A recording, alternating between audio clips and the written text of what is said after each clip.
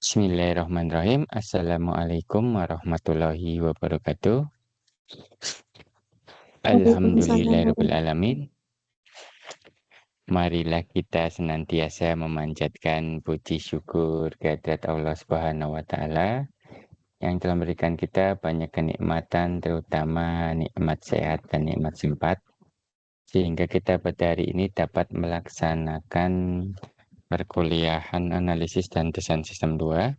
Sholawat dan salam semoga tetap tercurah kepada junjungan kita Nabiullah Muhammad SAW, keluarga, sahabat, dan insya Allah ke kita sebagai umatnya.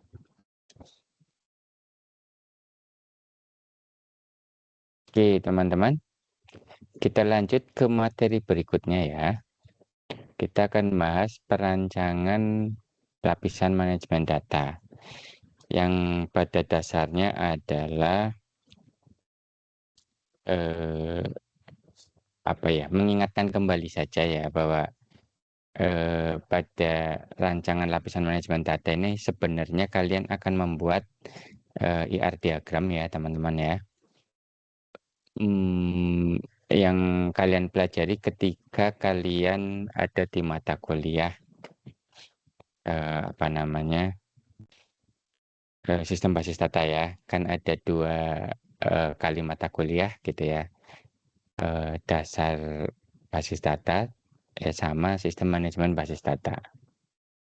Jadi nanti saya tidak akan membahas detail tentang cara membuat IR diagram dan mengubah IR diagram ke dalam skema basis data gitu ya. Itu ada di mata kuliah tersendiri yang sudah kalian dapat ketika semester 2 dan semester 3 ya teman-teman ya. Cuma saya ingin menunjukkan di sini bahwa hubungan antara analisis yang sudah kita lakukan, terutama nanti dari diagram kelas ya teman-teman ya. Jadi diagram kelas ini yang nantinya akan menjadi patokan kita untuk mengembangkan basis datanya seperti apa.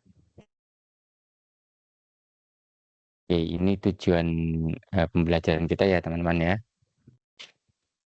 Nanti kita ada mengingatkan aja ya bahwa ketika kita membutuhkan penyimpanan data agar data tersebut persisten alias tersimpan ya atau tidak hilang, kita memiliki beberapa opsi gitu ya.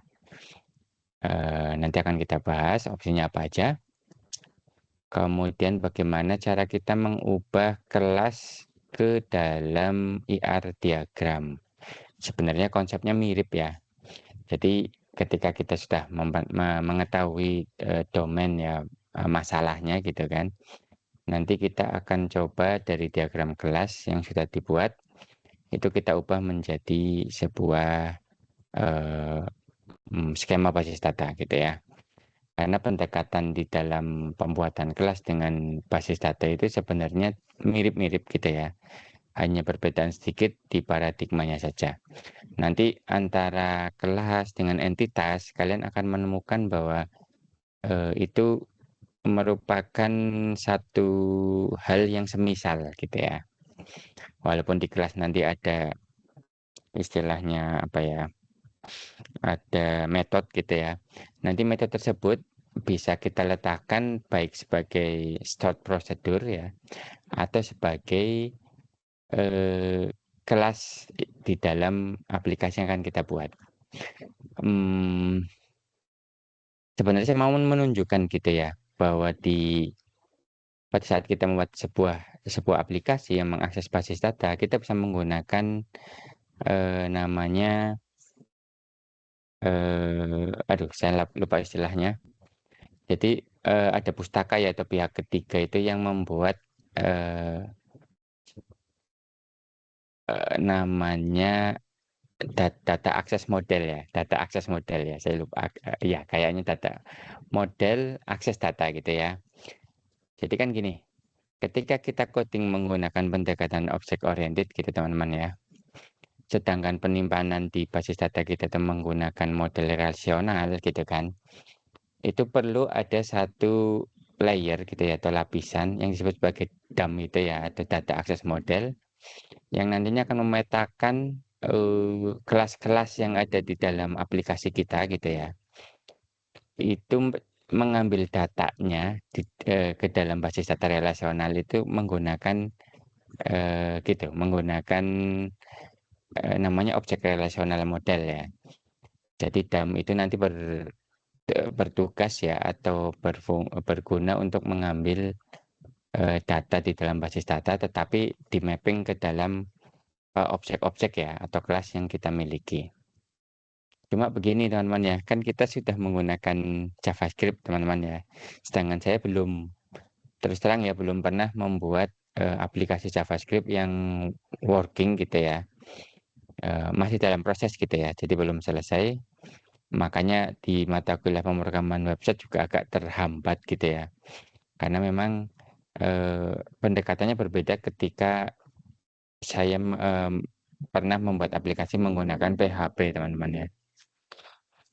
Beberapa konsep mirip gitu, cuma ya karena saya belum bisa mempresentasikan atau menunjukkan ke kalian, jadi nanti ya paling baru sekedar apa ya gambaran saja ya. Saya belum bisa menunjukkan konsep realnya.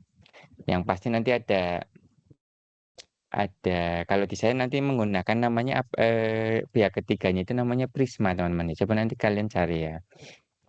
Eh, saya pakai notepad aja. Jadi silakan kalian cari namanya Prisma teman-teman ya.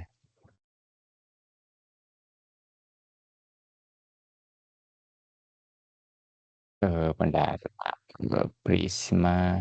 Nanti yang akan saya pakai di pemrograman website adalah Prisma ini teman-teman. Saya nggak tahu nih nyampe apa enggak di kalian ya. Eh, namanya ORM ya. Jadi ORM itu Object Relational Model gitu ya. Ya, oke. Jadi menggunakan prisma.io ya. Silakan kalian pelajari ya, datangi ini. Ini ORM berbasis JavaScript ya, berbasis JS ya. Nanti akan saya gunakan ini. Dulu waktu di PHP, teman-teman ya, itu saya menggunakannya, jadi lupa. eh, karena saya lama udah nggak coding, lama coding.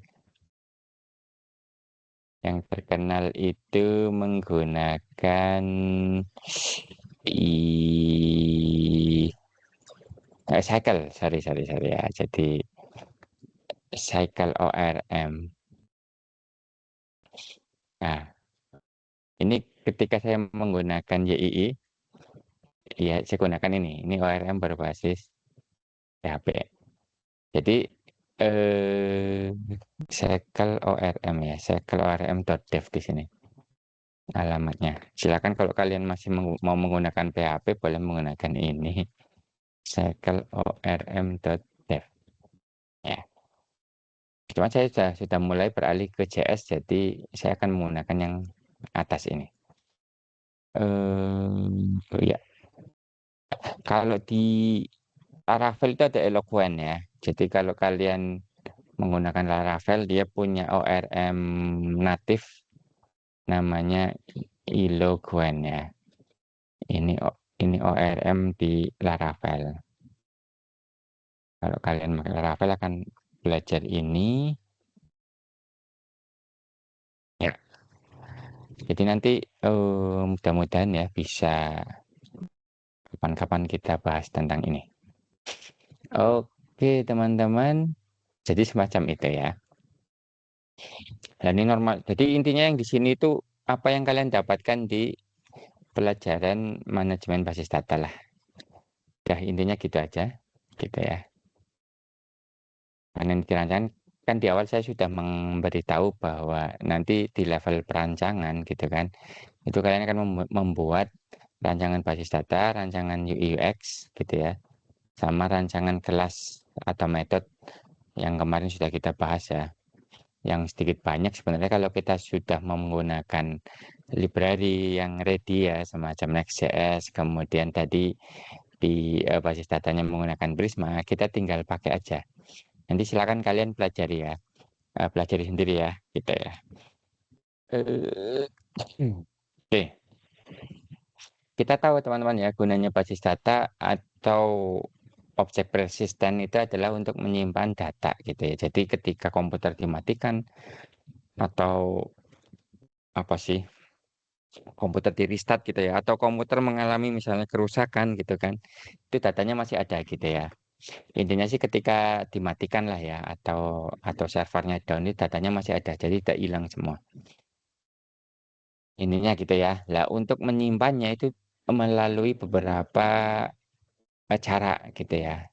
Cuma yang sekarang apa namanya, paling visible ya dan paling gampang untuk di-manage atau di-maintain, terutama untuk data-data yang sangat besar, kita akan menggunakan basis data, menggunakan DBMS ya, Database Management System.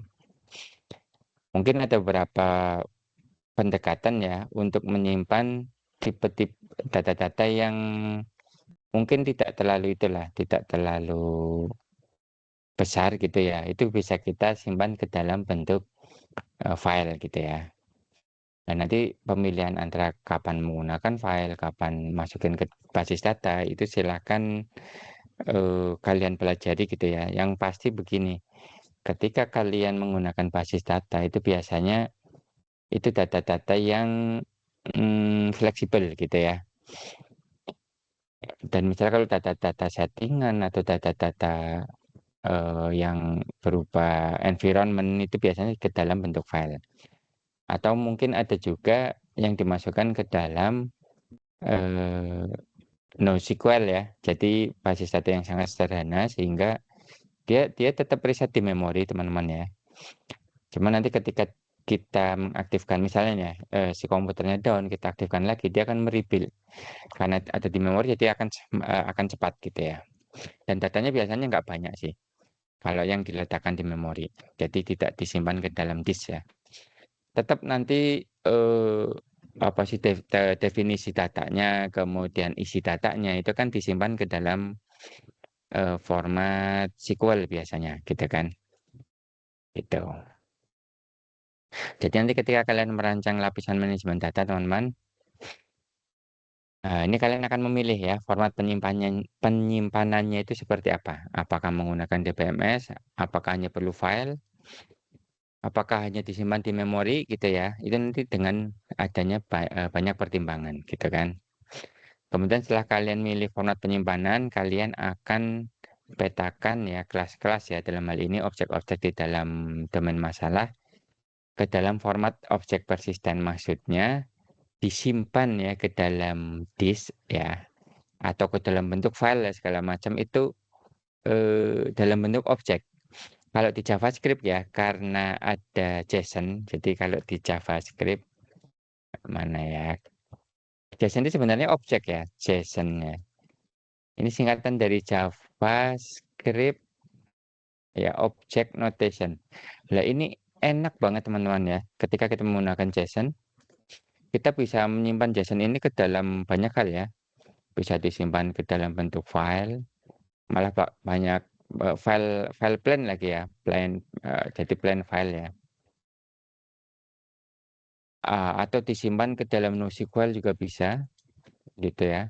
Atau disimpan dalam DBMS juga bisa, ya. Jadi enak enak banget ya, karena JSON ini adalah first class citizen di dalam JavaScript ya. Itu lebih enak menggunakan JSON ini. Bahkan saya sudah membuat ya basis data gabungan antara DBMS dan NoSQL teman-teman ya. Atau DBMS ya, tetapi nyimpennya itu JSON di dalamnya. Bahkan beberapa DBMS hampir semua lah ya, kayak MySQL, kemudian Oracle, Postgre itu sudah memiliki tipe data itu JSON ya. Kalau nggak salah seperti itu. Coba ya saya tunjukin kalau kalian tipe data di dalam MariaDB ya. Coba saya cara memanipulasi dan mengakses.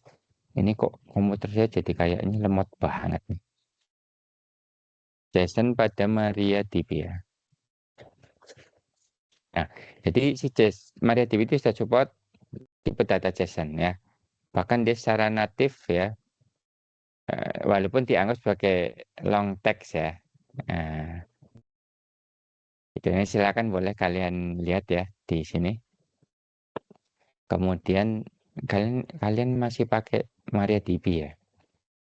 Kalau adik kelas kalian itu sudah saya arahkan ke Postgre ya, menggunakan Postgre. Jadi di Postgre itu JSON itu, waduh, sangat dimanjakan banget ya kalau kalian menyimpan datanya dalam bentuk JSON. Oke. Ya, tipe data JSON itu benar-benar sama si Postgre itu dijadiin apa namanya?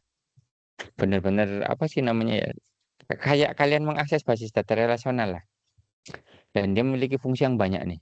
Ya, operator array to JSON, row to JSON. Ini udah ada semua nih. Jadi tidak perlu kalian nanti membuat modul ya atau runtime atau rutin program yang untuk mengekstrak JSON. Karena sama si Postgre-nya itu sudah disediakan gitu ya. Banyak banyak banget nih function-functionnya. Gitu ya teman-teman ya. Silakan nanti kalian bolehlah kalau mau membahas ini di luar konteks kuliah gitu ya. Ngobrol-ngobrol sama saya nggak apa-apa. Karena karena apa ya? Saya itu terus terang merasa kesulitan, bukan kesulitan, lebih ke arah bagaimana mempresentasikan progres ya atau codingan ya dalam dalam bentuk perkuliahan gitu ya. Karena memang di luar sana itu perubahannya sangat cepat gitu ya. Tiba-tiba ada JSON gitu kan. Tiba-tiba ada NoSQL di situ gitu kan. Sehingga eh, mungkin saya tahu gitu ya, saya tahu materinya seperti bukan materinya, prakteknya seperti apa. Cuma ketika dipresentasikan atau mau diajarkan, itu bahannya itu susah karena memang dia selalu berubah gitu ya. Makanya jangan heran kalau di pemrograman website gitu ya, kok kalian itu melihat saya agak apa namanya ya, bukan kelabakan ya, agak nggak perform aja ya karena memang ternyata berubah-ubah gitu ya. Next.js yang saya pelajari setahun 2 tahun yang lalu sama yang sekarang itu sudah berbeda. Berbedanya dalam hal apa? Lebih sederhana sebenarnya gitu ya, lebih mudah sebenarnya. Makanya materi yang tahun lalu saya sudah siapkan, sekarang banyak perubahan sehingga ada beberapa gap ya. Ada yang, aduh ini nggak perlu, kemudian konsep ini ternyata sudah disederhanakan, tidak begitu lagi ya, sudah include ya. Jadi semakin diabstraksikan, semakin dimanjakan sebenarnya. Oke ya, intinya itu teman-teman. Kemudian yang ketiga ya, setelah kalian bikin, sebenarnya ini persis seperti yang sudah kita pelajari di eh, sistem basis data teman-teman ya. Asli persis banget. Jadi yang pertama kan jelas ya, kita milih ya, dalam hal ini DBMS lah, sudah menjadi satu pilihan de facto, kita yang menggunakan DBMS.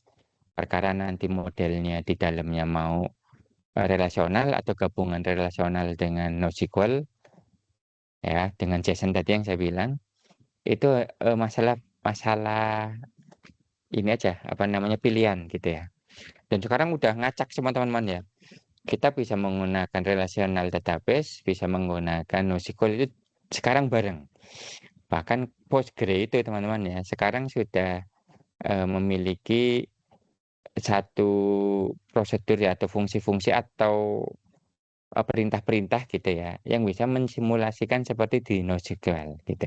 Jadi tidak perlu kita bikin apa namanya programnya kan. Yang penting kita bisa bisa ngirim perintah dalam bentuk SQL, terus kita tahu nanti hasilnya itu apa gitu. Oke ya, setelah kita buat, nanti kita optimalkan nih, gitu ya. Berupa, ya macam-macam ya, ada refactoring, ada normalisasi, gitu kan. Sehingga basis data yang tadinya mungkin banyak atau tidak beraturan atau apa, menjadi lebih sederhana. Jadi intinya begini teman-teman ya, ketika kalian mengembangkan sebuah sistem gitu ya, itu sekarang sudah jamak bahwa pengembangan sistem itu apa ya, akan berubah-ubah gitu ya. Jadi jangan jangan pikir kalian itu sekarang membuat sistem, saya saya stick ke teknologi ini dan nanti seterusnya akan seperti itu. Tidak gitu ya. Bahkan si teknologinya sendiri itu nanti kadang akan berubah gitu ya. Sekarang mendinglah sudah ada namanya API ya, sudah ada layering, sudah ada abstraksi. Sehingga ketika kalian nanti berpindah teknologi atau mengadopsi teknologi baru, biasanya dia akan kompatibel dengan yang lama. Cuma dalam satu apa namanya, in some extent itu dalam satu ya ada kelebihan dan kekurangannya intinya ya, gitu. Dan nanti ketika kalian misalnya aplikasinya udah settle, udah mateng, kalian cuma melakukan optimalisasi-optimalisasi tadi itu ya. Misalnya yang tadinya menggunakan teknik yang lama, pelan-pelan kalian geser ke teknik yang baru. Sehingga yang lama akan dihilangkan. Karena begini, kalau ketika kalian masih menggunakan abstraksi untuk mengakses teknologi yang lama, itu biasanya ada namanya overhead ya. Sehingga nanti processing-nya tidak efisien ya. Ada ya mungkin ada apa sih namanya? Karena dia tidak dilakukan secara natif gitu ya. Itu ada waktu tambahan ya atau pemakaian memori yang lebih gitu ya. Gitu. Jadi intinya gini aja, sekarang itu kalian membuat sistem ya itu nanti berkesinambungan gitu ya. Tidak eh apa sih namanya? Tidak akan stick ke dalam teknologi tersebut, tetapi ketika nanti kalian melakukan perubahan ke teknologi yang lain, itu bisa dilakukan secara pelan-pelan gitu ya. Tidak serta-merta blek berubah gitu, tidak. Ya, jadi semacam itu ya intinya teman-teman ya. Nah, kemudian nanti kalau kalian sudah menggunakan ORM ya, semacam jadi ya apa namanya Prisma gitu ya. Itu kalian tidak perlu sebenarnya membuat kelas-kelas ini karena sama si Prisma itu sudah disediakan. Enak banget, saya sudah pernah pakai gitu ya Prisma ini. Cuma saya belum bisa nunjukin ya materinya seperti apa. Ya itu tadi karena sering berubah segala macam. Gitu ya teman-teman ya. Nah sekarang format objek persisten itu maksudnya yang bisa disimpan itu ada macam-macam teman-teman ya. Itu berupa file sama DBMS lah intinya. Jadi di- yang empat ini itu menggunakan DBMS ya. Ini menggunakan DBMS. DBMS. Bentar, ini komputer saya kok kayaknya lelet banget nih.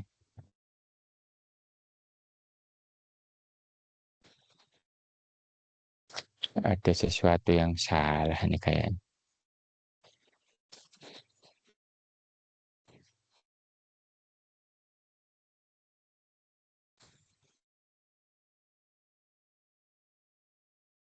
Enggak terlalu sebenarnya. Enggak tahu nih. Oke ya, jadi yang pertama itu berupa file.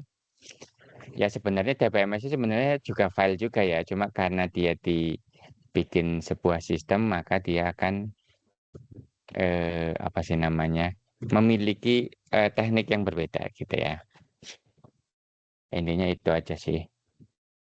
Kemudian ini hanya untuk pengetahuan saja ya teman-teman ya. Bahwa file itu memiliki sifat seperti ini gitu ya. Gitu ya. Kemudian apa lagi ya? Ah, kalau dalam file gitu ya teman-teman ya, itu ada istilah master, istilah lookup gitu ya, istilah transaction gitu ya. Kemudian istilah audit sama history. Sebenarnya begini teman-teman, di dalam basis data pun sama ya teman-teman ya. Ada master data gitu ya, ada lookup. Sebenarnya lookup itu data-data yang mensupport ya, mensupport master data. Kemudian transaksi segala macam, audit. Nah ini hanya istilah saja ya teman-teman ya. Cuma dulu dibedakan gitu ya, karena belum ada teknologi DBMS, dibedakan. Jadi ada namanya master file, lookup file, transaction files, audit files gitu ya. Sebenarnya di basis data pun seperti itu, gitu ya. Cuma dalam bentuk tabel-tabel gitu ya. Ya ini, basis data relasional kalian sudah paham lah harusnya ya. Aplikasinya sudah ada, kemudian diakses dan manipulasinya itu menggunakan SQL. Kemudian di tabel itu ada primary key sama foreign key untuk menunjukkan bahwa apa sih, kalau primary key itu untuk, jadi kita ingin membuat datanya itu kan unik gitu ya, karena data itu memiliki seperti objek di kita ya, di dunia nyata itu ya ada objek, maka data-datanya juga harus unik. Kayak kalian misalnya mahasiswa ya, antara Mbak Triana dengan Mbak Ainun itu kan satu individu yang unik. Maka ketika diambil datanya, di situ harus ada tanda uniknya itu di mana. Nah, itu menggunakan primary key. Dalam hal ini kalau mahasiswa kan uniknya menggunakan NIM ya, karena eh, dari sekian banyak atribut ya, NIM itu yang membedakan kalian. Bisa jadi kalian memiliki nama yang sama gitu kan, alamat yang sama, tanggal lahir yang sama, mungkin aja ya, tanggal lahir yang sama mungkin ya. Tapi tiga-tiganya mungkin nama yang sama, tanggal lahir yang sama, alamat yang sama, orang tua yang sama kayaknya nggak mungkin ya, gitu ya. Makanya di basis data itu dibuatlah namanya primary key, gitu. Foreign key itu kalau misalnya ada hubungan ya. Kalau di kelas-kelas nanti ada hubungan agregasi komposisi itu di dalam basis data relasional itu ada padanannya ya, intinya seperti itu. Kemudian ada basis data berorientasi objek teman-teman. Ya ini untuk pengetahuan saja ya.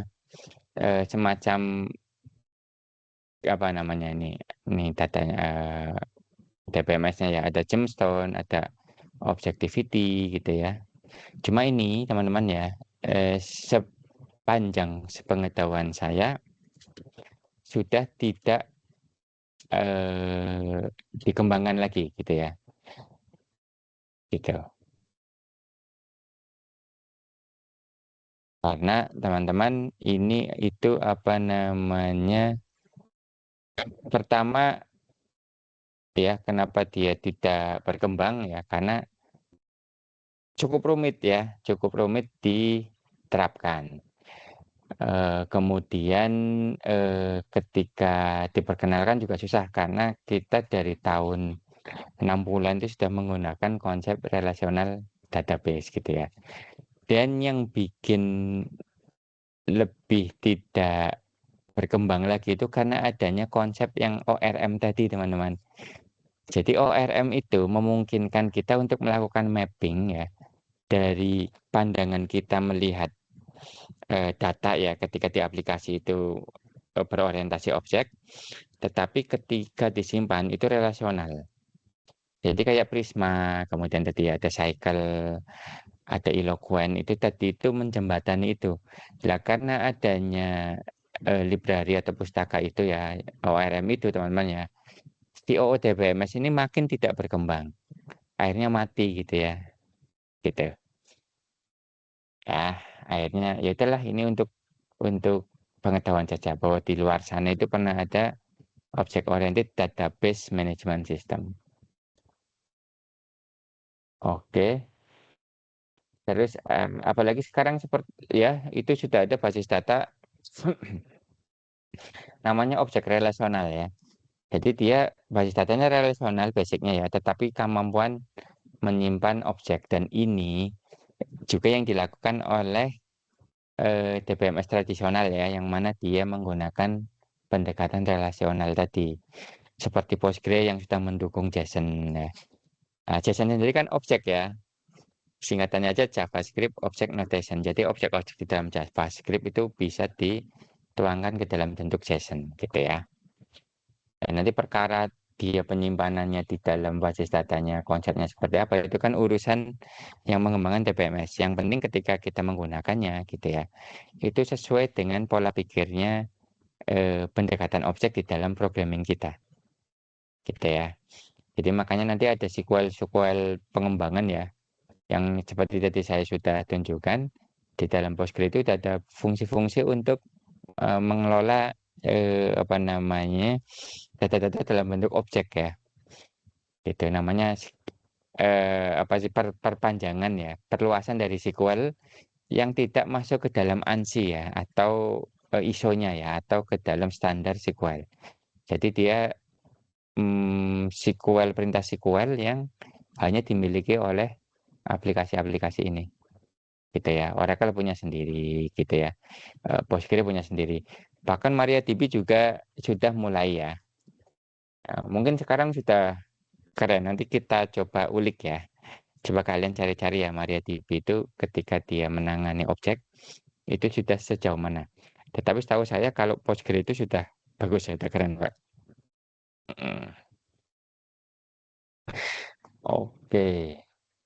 Kemudian sekarang ada NoSQL ya.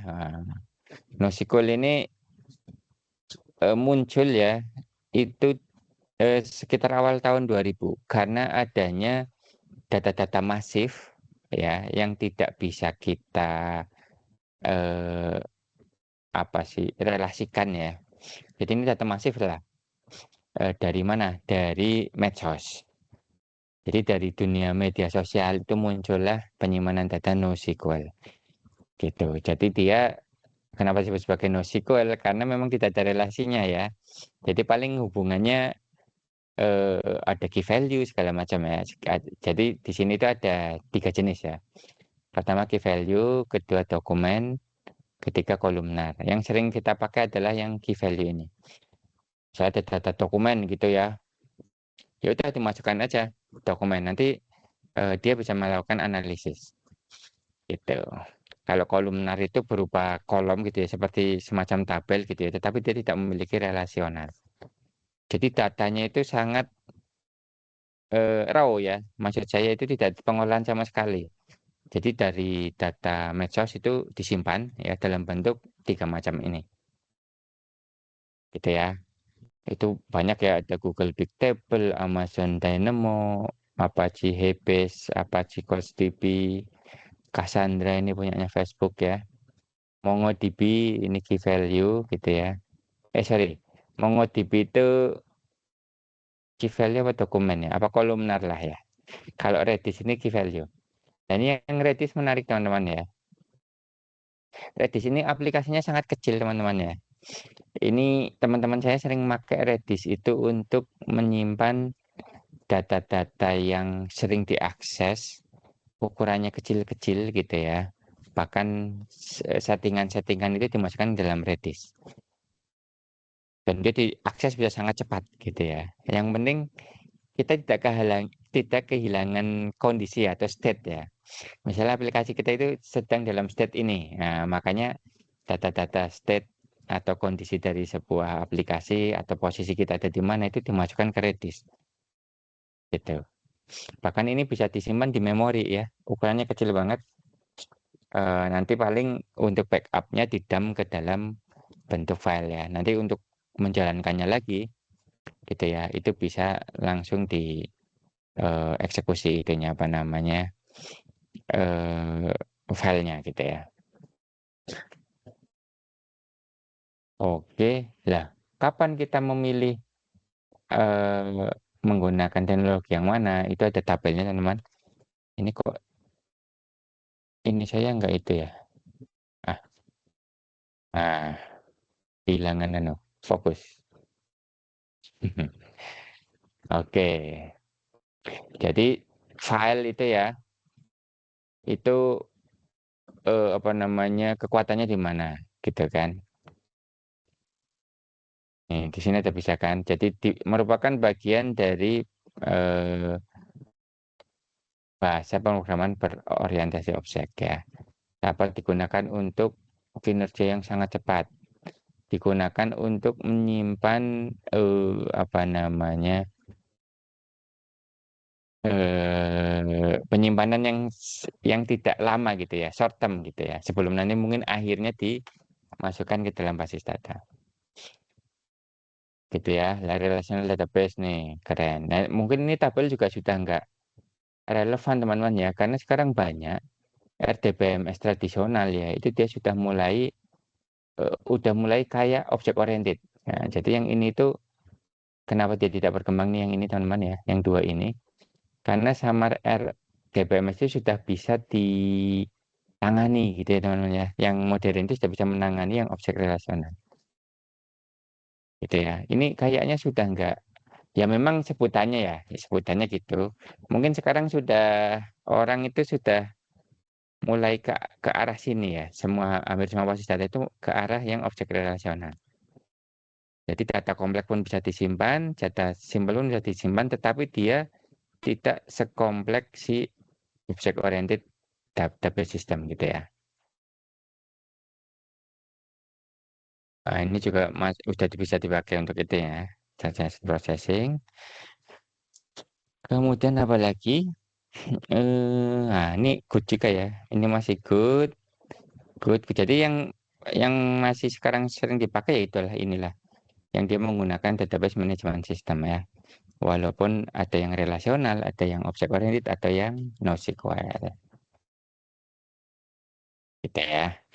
Nah ini konsep ini teman-teman ya. Ini sebenarnya konsep sudah kita pelajari ketika kita belajar basis data teman-teman ya. Cuma kan dulu kita nggak tahu ya, bukan nggak tahu sih. Belum pernah membuat di basis data itu tidak pernah membuat kelas teman-teman ya. Sedangkan di mata kuliah ini kita fokus utamanya adalah di kelas-kelas atau di diagram kelas. Itu intinya teman-teman ya. Kelas dan IR diagram itu sesuatu yang serupa. Serupa tetapi tidak mirip ya. Ada semacam apa sih namanya, perubahan-perubahan tapi sedikit. Makanya algoritma yang kita gunakan ketika merubah IR diagram ke dalam skema gitu kan, itu nanti mirip-mirip dengan yang ada di sini, gitu ya. Jadi nanti kelas-kelas gitu ya, itu yang nanti akan kita simpan, itu pastikan itu kelas-kelas yang memang memiliki apa sih, bukan memiliki ya, memang kelas tersebut harus disimpan ya, datanya gitu ya, harus dibikin persisten. Jadi objek-objeknya itu harus disimpan dan dibikin persisten. Intinya itu. Gitu ya teman-teman ya. Kemudian dam ini nanti udahlah kita pakai ORM yang ada ya. Ya data manipulation itu kita akan gunakan ORM yang ada aja. Ya kita kita yang simpel-simpel aja. Yang penting aplikasinya jalan kan. Sekarang kan modelnya begitu. Jadi jangan khawatir kalian, wah nanti harus membuat kelas untuk manipulasi Pak gitu. Nggak perlu ya.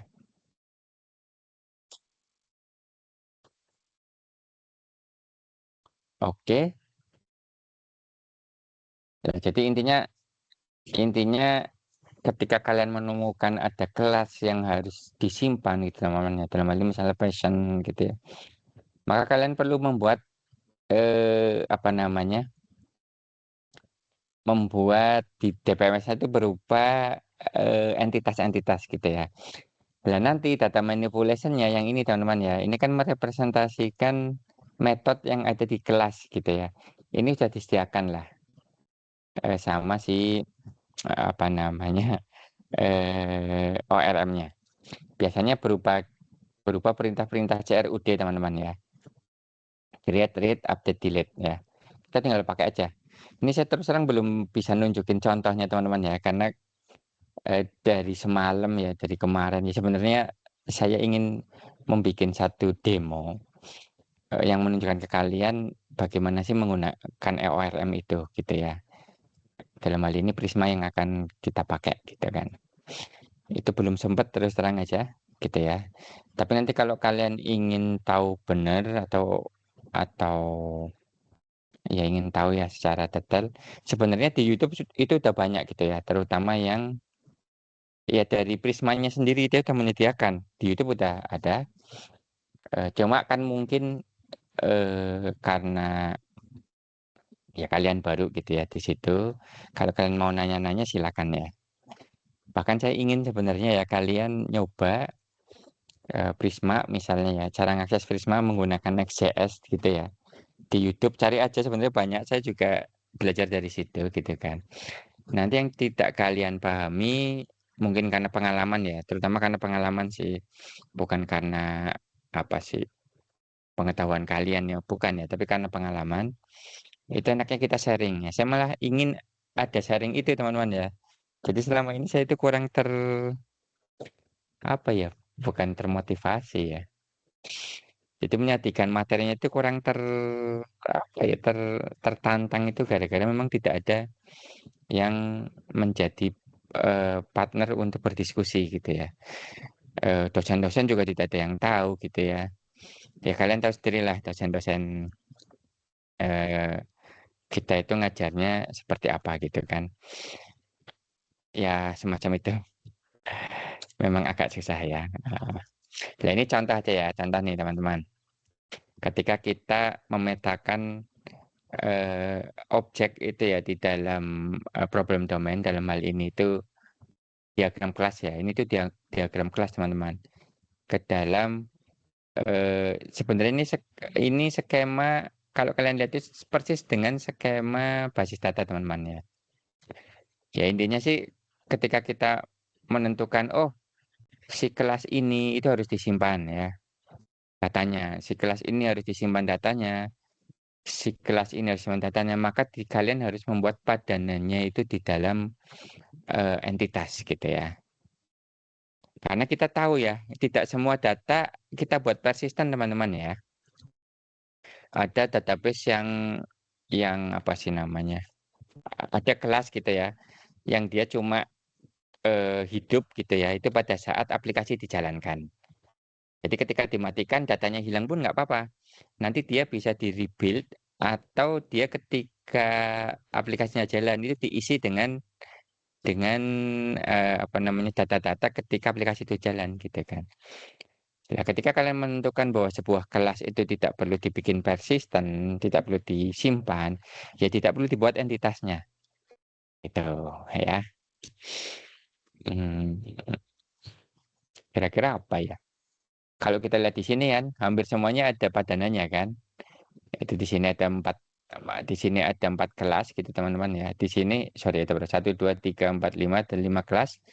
Di sebelah kiri juga ada 5 entitas teman-teman ya. Nah, jadi memang ini berguna semua ya. Tapi kalau kita lihat yang bawah ini yang bawah ini bedanya apa sama yang atas ya?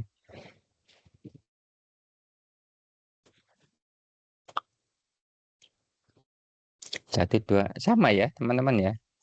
Cuma kurang satu adalah karnya sendiri. Karena ternyata kalau kita lihat yang atas sama bawah bedanya apa ya?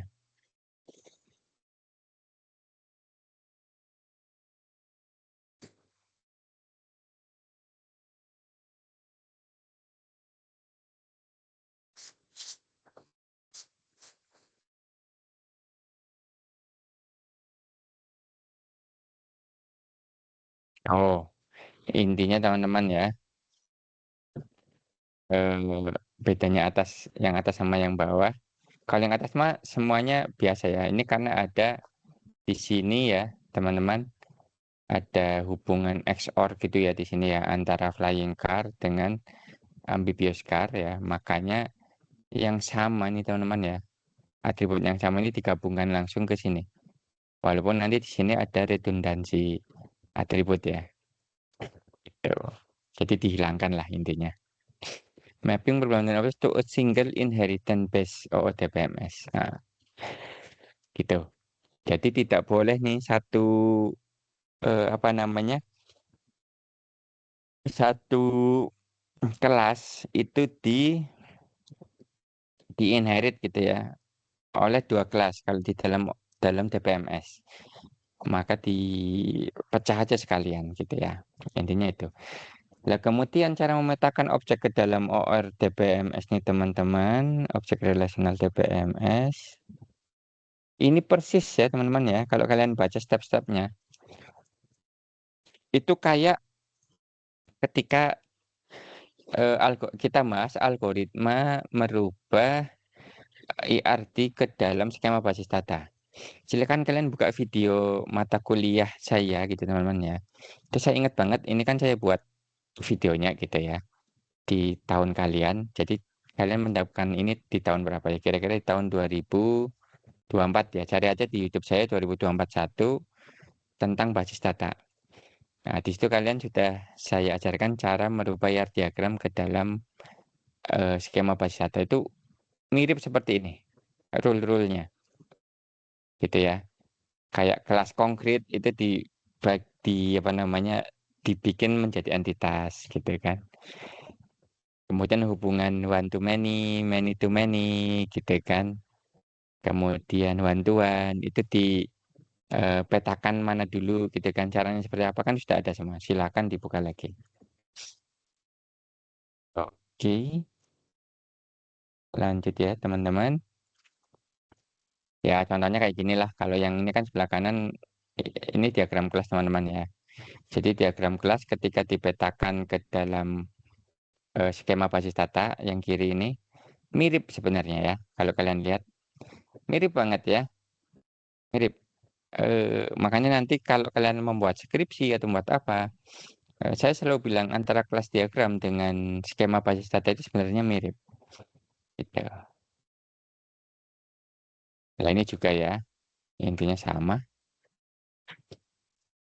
Oke. Kemudian langkah setelah kita pilih ya, kita menggunakan penyimpanan yang mana, kemudian kita petakan, kemudian setelah kita jadi itu kita bisa optimalkan teman-teman ya. Nanti optimalkan itu bisa eh, apa ya, dari dua sisi. Ya efisiensi ukuran penyimpanannya sama kita tingkatkan kecepatan aksesnya. Nah ini nanti kalian lakukan teknik-teknik normalisasi, clustering gitu kan, kemudian indexing gitu ya. Eh, Itu semuanya ada di basis data semua ya teman-teman ya. Nah ini ketika kalian melakukan normalisasi itu kan ada istilah normal from ya, level 1, normal form level 2, normal form level 3 gitu kan. Nah, itu silakan dibuka lagi ya.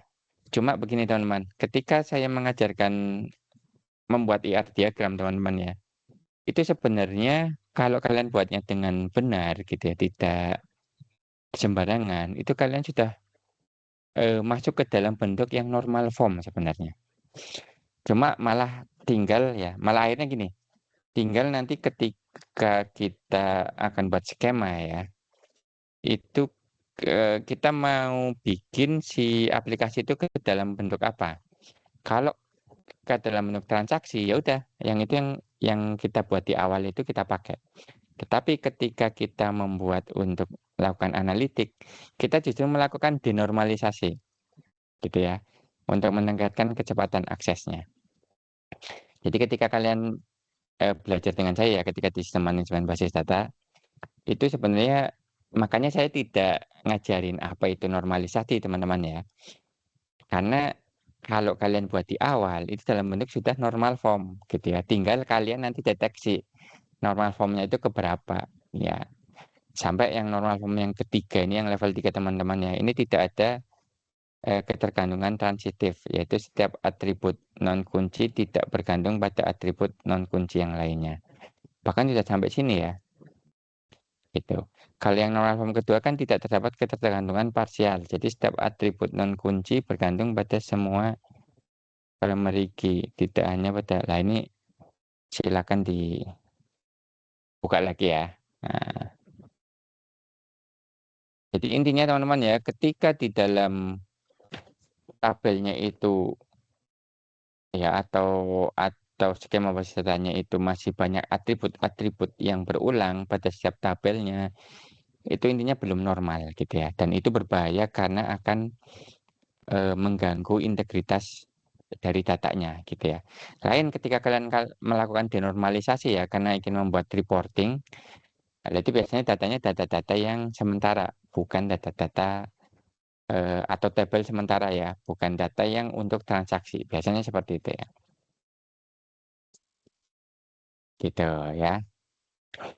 Jadi kalau ada repeating field teman-teman ya,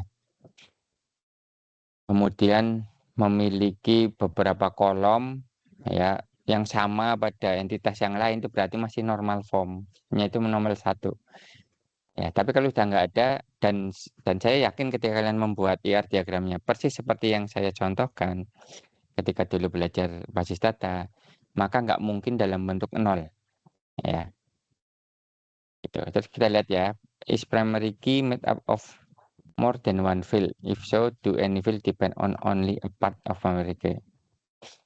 Nah, ini yang disebut sebagai partial dependency ya. Jadi kalau ada primary key ya yang dia masih terdiri atas 2 kolom teman-teman ya atau 2 atribut ya. Itu masih dalam bentuk 1 NF gitu ya. Tapi kita lihat juga Ding, nanti primary foreign key yang kita jadiin primary key itu apa namanya menjadi bagian dari itunya apa tidak gitu ya. Kalau enggak ya sudah enggak gitu ya. Do any field depend on another non-primary key field? Yes, semua answer.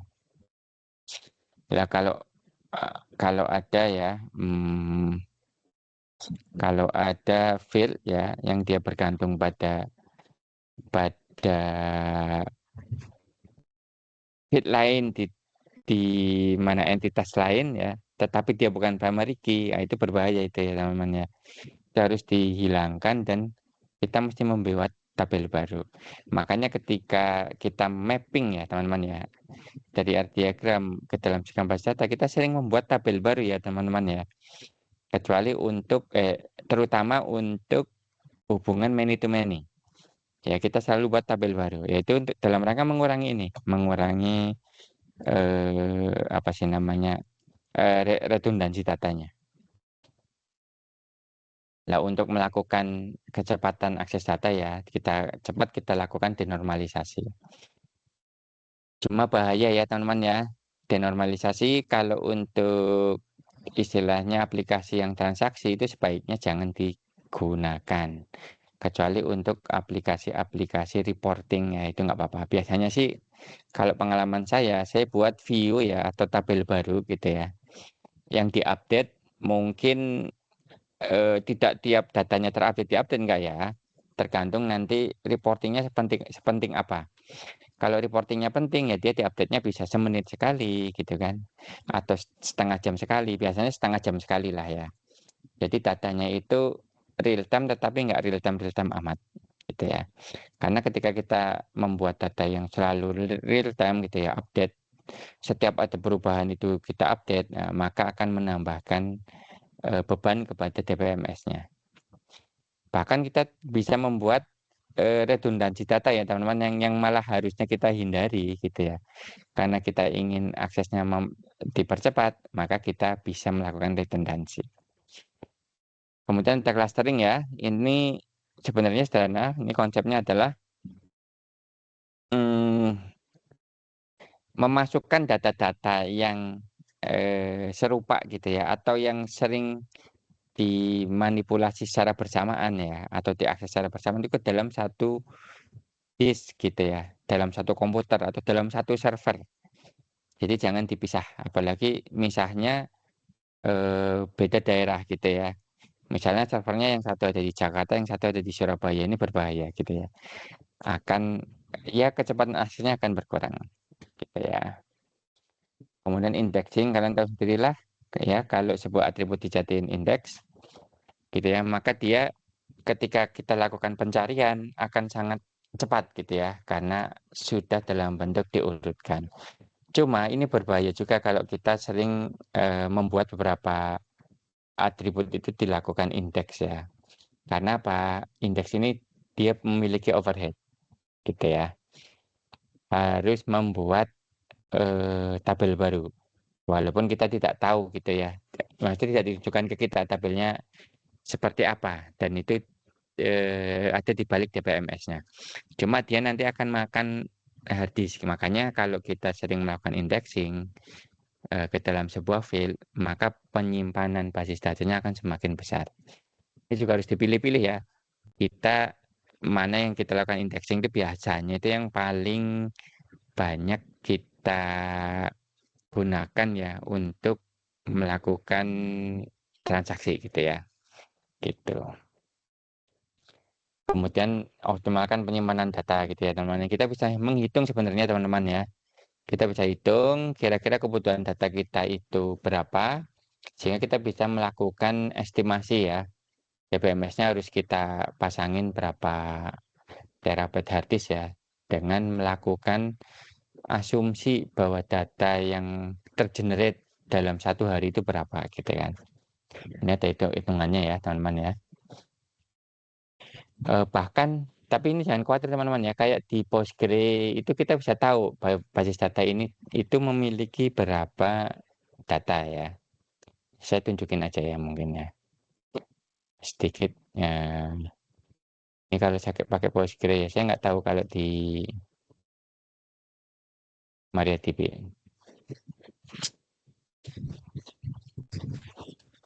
Nah, ini kalau kita lihat tabel di sini itu ada berapa kilonya ya. Ini karena isinya dikit jadi cuma 24 kilo. Statistik ya cuma 24 kilo ya. Kemudian ini eh, rel ses itu apa? Rokon itu cuma ada 3 gitu ya.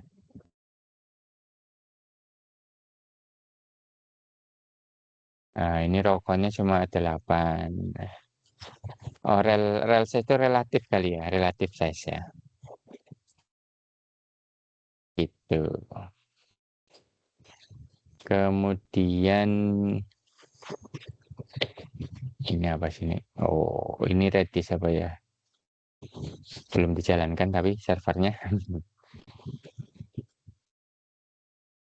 Kemudian nih MariaDB teman-teman ya, juga belum dijalankan. Jadi di komputer saya itu ada Postgre, kemudian Redis, MariaDB sama SQLite. Nah, SQLite ini berubah file teman-teman ya. Jadi jangan jangan salah. Sekarang file pun teman-teman ya itu bisa jadi DBMS gitu ya. Ini datanya banyak nih. Cuma ini dia tidak bisa estimate ya isinya berapa ya. Kalau di dalam itu sih ada Postgre tadi ya. So kita lihat, oh dia ya nggak ada ya. Hmm. Jadi proposisi ini keren ya. Ini Postgre sampai sebanyak ini ya. Kalau MariaDB atau SQLite ini, SQLite ya. Cuma segini aja sih. Oke, itu gambarannya teman-teman. Nah ini kelas DAM ini yang tadi saya bilang, ya kita nggak perlu repot-repot, kita pakai ORM saja, gitu ya. Nah ini nih, oh saya sempat nulis ini ya. Misal Hibernate ya itu ORM untuk Java. Cycle dan Active Record ya itu ORM untuk PHP ya. Eloquent ORM pada oh sudah saya tulis malah ya ke Laravel gitu ya. Prisma ORM untuk JS, Mongoose ORM untuk MongoDB. Jadi sebenarnya kita tidak perlu membuat kelas-kelas ini teman-teman ya. Kita cukup gunakan tergantung teknologi yang mau kita pakai ya. Kalau kita pakai JS ya silakan pakai Prisma. Kalau ingin ingin kita mengakses MongoDB silakan bisa diinstal Mongoose ya. Mongoose itu kalau nggak salah ada buat macam-macam ya. Buat PHP ada, buat JS juga ada. Dia nyebutnya sebagai ODM ya, Object Data Model. Elegan MongoDB Object Modeling for Node.js. Oh, Mongoose ini malah untuk Node.js ya. Berarti JS juga dia. Ini saya update deh. Jangan-jangan Prisma juga nanti menyediakan ya untuk Mongoose. Cuma kalau MongoDB pada JS ya, MongoDB pada Node.js ya. Oh ya, jadi kita sudah menggunakan pustaka-pustaka ini. Jadi nggak usah khawatir teman-teman ya. Yang penting kalian membuat diagram kelasnya ketika melakukan analisis struktural ya teman-teman ya. Itu kalian sudah benar. Ya, kemarin ya, terus terang aja ketika kita melakukan rancangan teman-teman ya, itu kemungkinan besar kita juga melakukan perubahan pada kelas-kelas basis data.